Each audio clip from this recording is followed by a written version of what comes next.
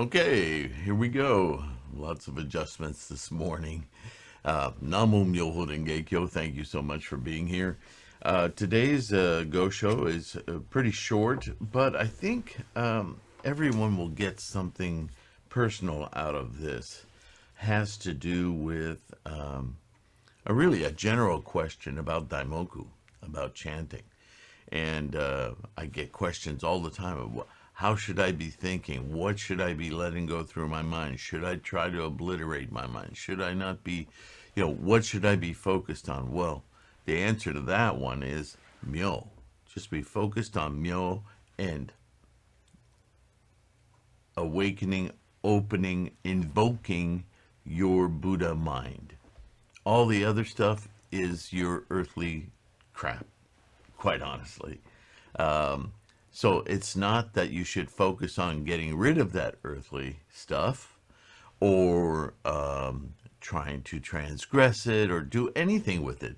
Your whole preoccupation with what's going on in the world that you inhabit as a human being is the problem.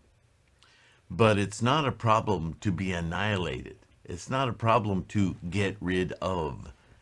It's a problem to focus on the reason you're sitting in front of this mandala chanting. It's like chanting, think of it as a sort of an alarm clock to awaken your clear, level-headed mind, your Buddha-ness, unattached, unconcerned with any of that other stuff. Because it's just keeping you from your clear, calm, awakened, joyous mind.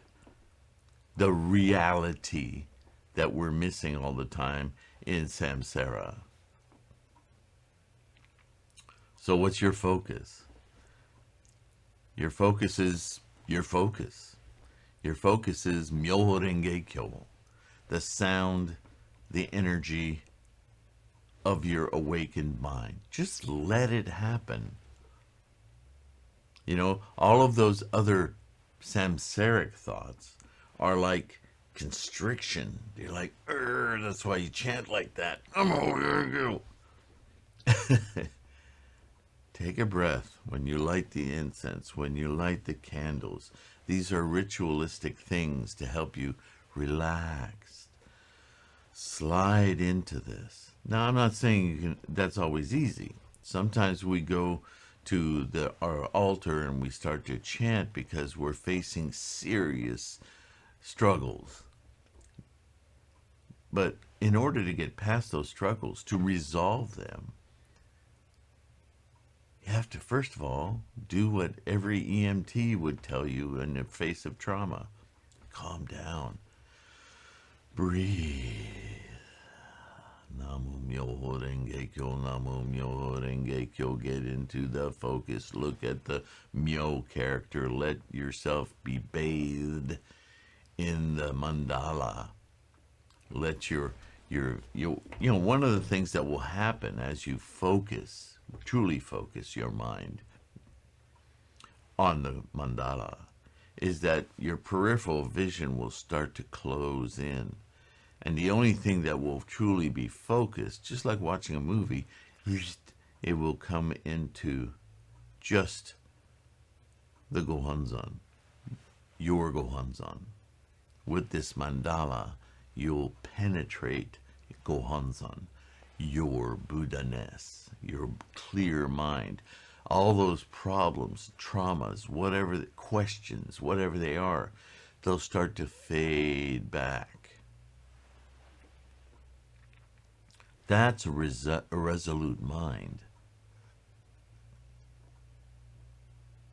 Just as a parent or as somebody, have you ever been, whatever you do in life, I don't care if you're an artist, a musician, a computer programmer, a traffic cop, whatever you do in life, there are moments, and we don't generally, this is the nature of samsaric awareness, we don't generally sense ourselves slowly transforming and moving into what we call the flow.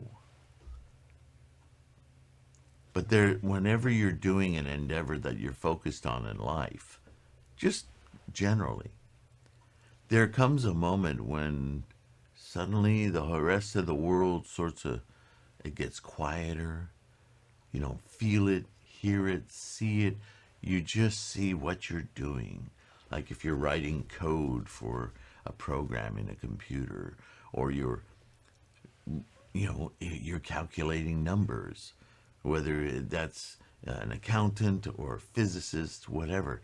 There's a point at which, and we always know it when we get out of that focus because, oh wow, I've been doing this for 4 hours, 6 hours, time just flew by. Wow, it's morning already, right? You ever feel that in something you were doing, cheerleading, or even, if you're working on a construction site and you've got a bunch of stuff to do, that's usually when it happens. When it's not just a menial task, but it's a task you have to dedicate yourself to. That dedication shuts out distractions, doesn't it? Well, that's exactly what we're trying to do with Myoho Renge-kyo. That monkey mind, all those monkeys going, yeah, look at me, look at me, look at me. We want to look at me, until we don't hear them anymore. But if we think about shutting them up, then we just stay there thinking. More monkeys. The objective is resolve your mind to Myoho Renge-kyo. That's the trick. That's the tool. Since Shakyamuni taught it, it's not a mission against your nature. It's a mission to just direct your focus to your Buddha nature. The rest takes care of itself. So, enough blah, blah, blah. This is a letter that Nichiren wrote to a lay monk.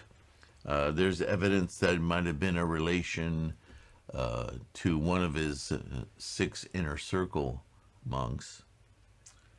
But be that as it may, it's not really important. The important thing is that Nichiren's going to talk about basically chanting, active meditation, and 2 variations on it.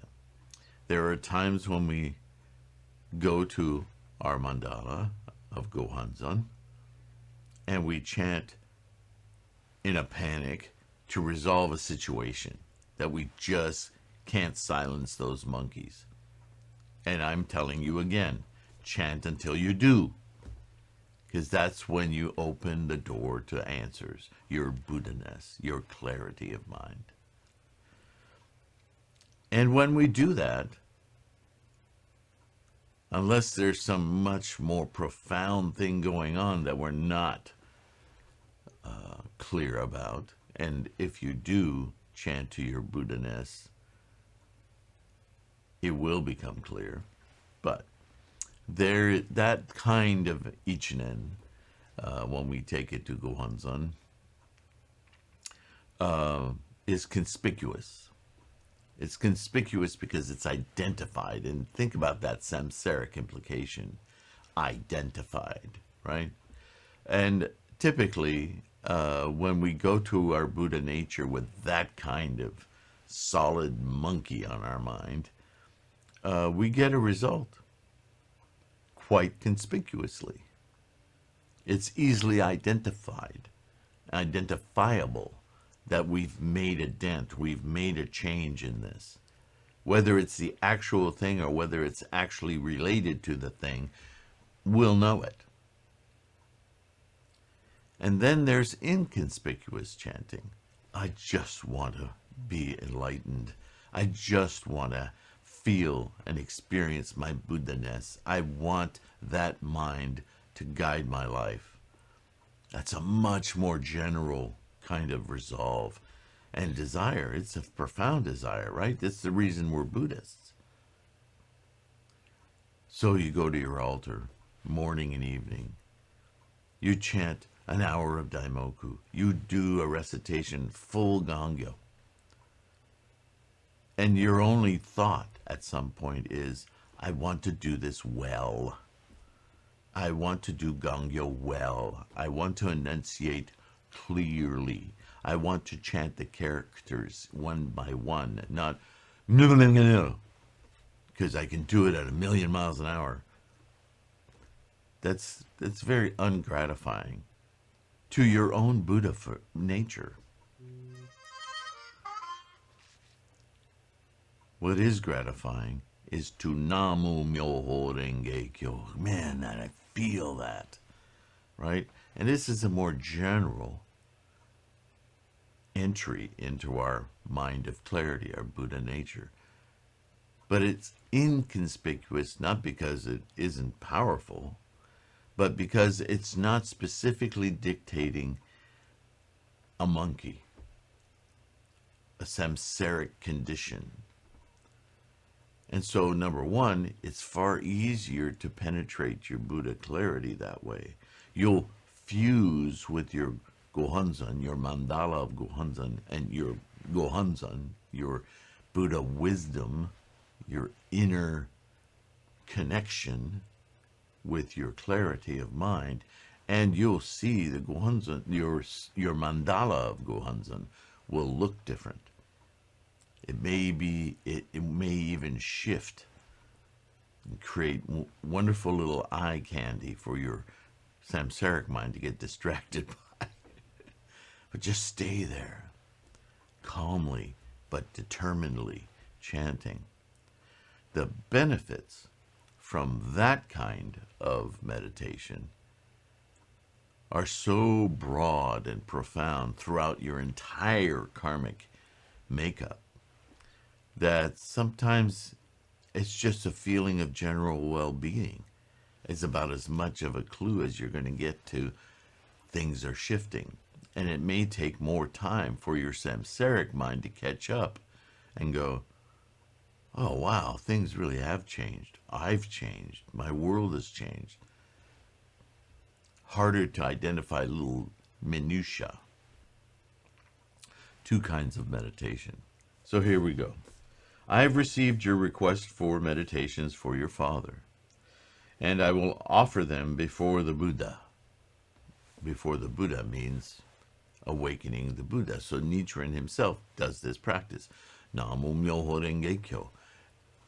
That is before the Buddha, just like you and I do. It's exactly the same.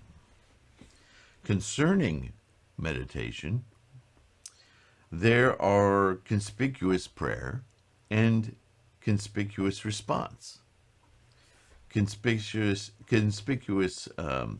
meditation and inconspicuous response. Inconspicuous meditation and inconspicuous response. And inconspicuous meditation and conspicuous response. So he's added another 2 variations on this, which I left out. You might just be doing Shodai Daimoku for just general well-being. And you may get aha moments while you're doing that. Or they may come later that day. But your samsaric mind will immediately notice changes. That's entirely possible too. I've often experienced that myself. Or you may be chanting about that job or that relationship or that whatever. And you may chant for hours to resolve this. I'm going to court tomorrow. Yikes! And sure enough, tomorrow comes and you go to court and things kind of work out, but you just don't know. I don't know if I've affected this, if this is a good result, is it not good, did I not chant enough, did blah, blah, blah. And over time, maybe later that week, maybe later that month, maybe a couple of months from then, you'll suddenly look around in your mind and you go, wow, lots of things have changed. And that's an inconspicuous response. Even though your daimoku and your meditation was tremendously focused, it shifted some karmic energies you were not even aware of. until later, because you will be aware that's what we do in samsara. We nitpick everything. So you'll notice it, believe me.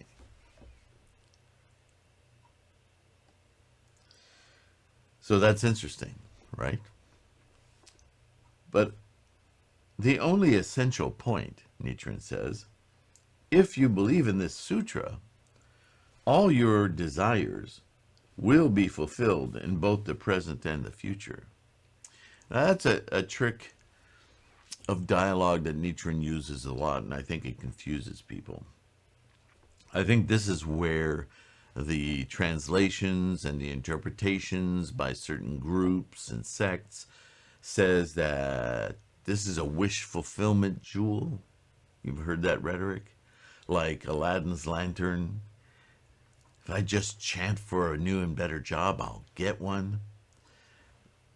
But this is an expedient device.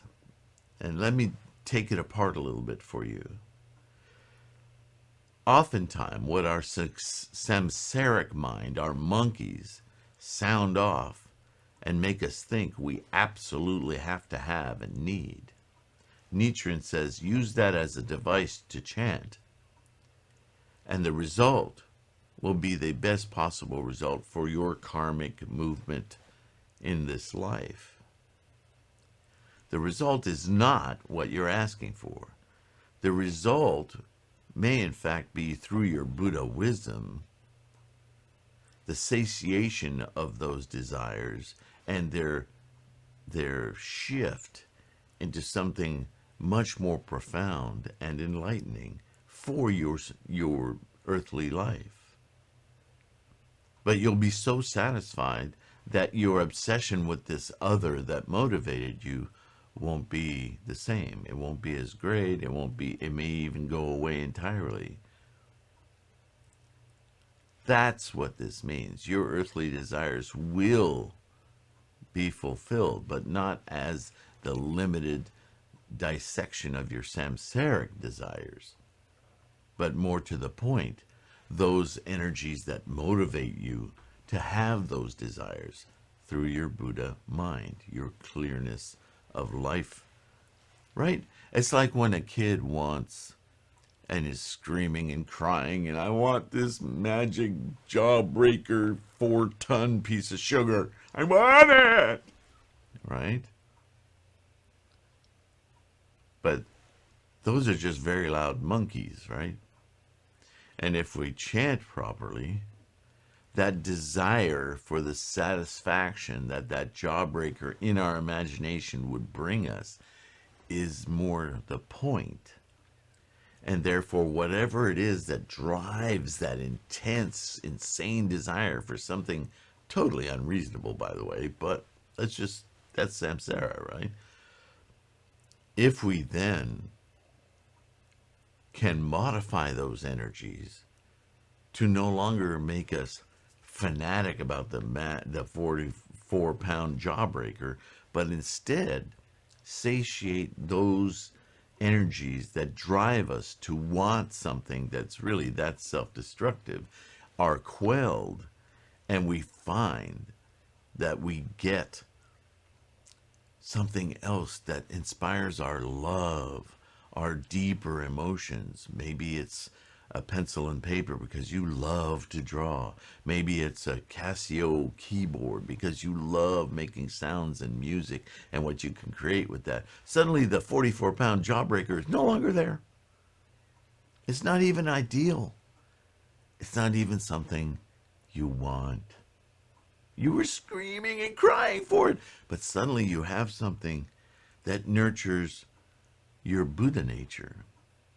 And that's just so far and away much more satisfying than that petty earthly attachment. Did you get what you originally wanted? No. But something in you shifted.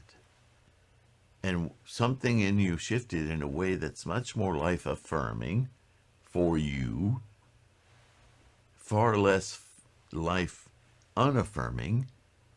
A 44-pound ball of sugar, not good for your life in any science or experience, right? So think of it this way. You may not know, and most likely do not know, what is most nurturing to your Buddha nature. But the more you dedicate yourself to your Buddha awakening, the more you can be certain that you will be put on the right path. And that's why we talk about path a lot in Buddhism, right? There's a path we actively pursue, study, and practice, which increases our resolve, because the more we do that, the more our life ameliorates. We can't stop. It's obvious. So let's finish this letter. The third volume of the Lotus Sutra states, quote, "Although the devil and the devil's people will be there, they will all protect the law of the Buddha." Isn't that an interesting statement? So that's to say that while you chant for your Buddha nature, it's not that samsara goes away. It's not that the world ends. There's no nihilism in Buddhism, like early sects tried to turn it into. Some still do. It's not a negation. It's an alignment, a realignment. Every time we chant Daimoku, we realigned our life experience to a clear, joyous one. Not because we chant for that, which you can. It's the same thing, as Nietzsche would say. Take all of your thoughts and desires and take them to your practice of Namo Myoho Renge Kyo. Use this mandala to reflect your Buddha-ness. All these tools. And be there. Just be there. Because all of that stuff that you bring to the table, it just fades away when you dedicate yourself to this one thing, single-mindedly desiring to awaken your Buddha. Single-mindedly. Focus. Namo Myoho Renge Kyo. Right? He goes on, and the seventh volume states, quote, "If a person who has an illness is able to hear this sutra, then his illness will be wiped out, and he will know neither old age nor death." That's an experiential statement, right? You will feel now and in your outlook better. You must not doubt these golden words. I deeply appreciate the lay nun Myoichi's visit to this mountain. I have given her a written scroll. You should open it and read it. Namo Myoho Renge Kyo. So he's probably talking about a mandala. Whether it's this final version or not, we don't know. Although there's a lot of study on Nichiren's mandalas and the various ones that he wrote for specific people. Ultimately, this full transcription of the Lotus Sutra with Namo Myoho Renge Kyo is always at the center of his mandalas. But this one is filled with all of the scholarship of Shakyamuni's teachings. So it's a universal mandala that anyone will get everything that they need out of it. And you may notice after some time of using this mandala for yourself, that your eye will move around. I say that, focus on the character Myo, but this is your Gohanzon, your internal Buddha nature that you're reflecting, right? So your eye will move around. You may focus on certain sections. You may take that to inspire you to study on what is in those sections. It's all in the Lotus Sutra. So it inspires your study as well. But don't deny that. Don't say, "Oh, I'm not doing it right." Nah. The point is you're chanting. And you're chanting to your Buddha nature. So if your eye wanders around it, be curious. That's okay. You're still human. You're still in samsara. It's not a denial of samsara. It's a realignment. And if that means that your eye moves around, it's just like when you recite Gongyo. Some days it all goes well. Some days, maybe many days, there's a certain part that you just Myoho Renge Kyoho Ben blah, blah, blah, blah. You just can't say the words right. And you have to stop yourself and go, okay, take it slow. Ho Ben Pon Dai Ni. Ho Ben Pon Dai Ni. Ho Ben Pon Dai Ni. And then go back and start over and fix that part. You may investigate it further. What is that part of the second chapter that I always get hung up on? Where is that? Let me go get my copy of the Lotus Sutra, read through that, and see where I'm hiccuping. It may be a clue. It may be just your samsaric mind going, this part needs attention. If it inspires you to study, great. Bottom line, Namo Myoho Renge Kyo. That's where it's going to get cleaned up. That's where it's going to get realigned to your Buddha nature. Right? That's how this whole practice works. So he signs this letter, Nichiren, the 10th day of the 8th month in the 2nd year of Kenji, 1276, cyclical sign Hinoe Ne. And, it says to the lay monk, Domyo. So, that's this little letter, but it was a really good opportunity to talk about something that every one of us is sometimes either has doubts about or feels insecure about. How do I practice? How does this work? Why does... Anyway, the whys, as I've told you before, is a big trap of samsara. So it's more about how and what to expect. So we've learned 4 different types of activity in our meditation that are fully within the realm of our expectation of results, and how we can come to this mandala with urgency, above all, commitment. Commitment, commit. Be resolved to experience your Buddha version of what's going on. That's how you can live the fullest life that you have potential for. All right. That's it for today. Thank you for being here. Thank those of you who support these videos, this channel, and the podcasts. I can't express my appreciation. You guys are phenomenal. And you support all of us, the entire Sangha.